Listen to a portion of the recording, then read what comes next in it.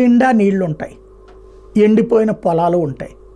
ఈ నీళ్లు ఆ పొలం దగ్గరికి వెళ్ళాలంటే తగినటువంటి ఏర్పాటు చేయడమే ఇరిగేషన్.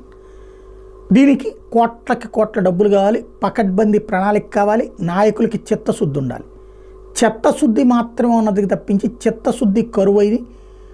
అప్పనంగా వచ్చే డబ్బుల మీద ఉన్న ఆశ ప్రజలకి మంచి చేయాలన్నటువంటి దానికి దూరం అవుతున్నటువంటి దశలో సుదీర్ఘకాలం పాటు 100 రూపాయలు పని చేయాల్సిన చోట 20 రూపాయలతో సరిపుచ్చి 200 రూపాయల ప్రచారాలు మాత్రం చేసుకున్నారు.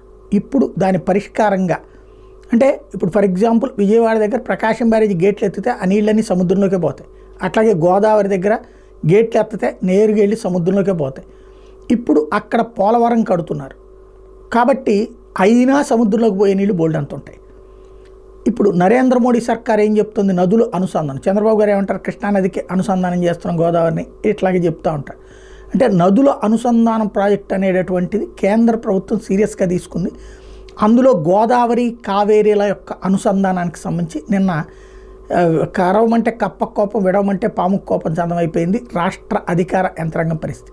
కాన్ఫరెన్స్ నిర్వహించింది కేంద్ర ప్రభుత్వం, అందులో పార్టిసిపేట్ చేయాల్సింది రాష్ట్ర ప్రభుత్వం. కానీ వాయిస్ సరిగ్గా లేదన్న పేరుతో టెక్నాలజికల్గా ఈ రోజుల్లో కూడా వాయిస్ సరిగ్గా లేదంటారా అంటే వాయిస్ సరిగ్గా కావాలని వినిపించలేదు రాష్ట్ర ప్రభుత్వం.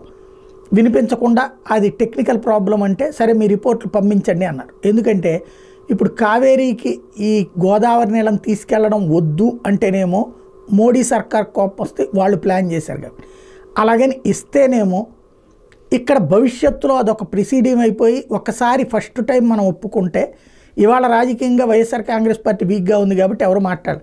రేపు పొద్దున్న 4 రోజులు పోయాక లెక్కేసినప్పుడు అసలు ఆంధ్ర నీళ్ళు గోదావరి నీళ్ళు తీసుకెళ్ళి నువ్వెట్టిచ్చావు, కావేరీకి ఎవరిని అడిగిచ్చావు అని చెప్పి రేపు పొద్దున గొడవ చేస్తారు. కాబట్టి ఇక్కడ కీలకమైనటువంటి అడుగుపడింది.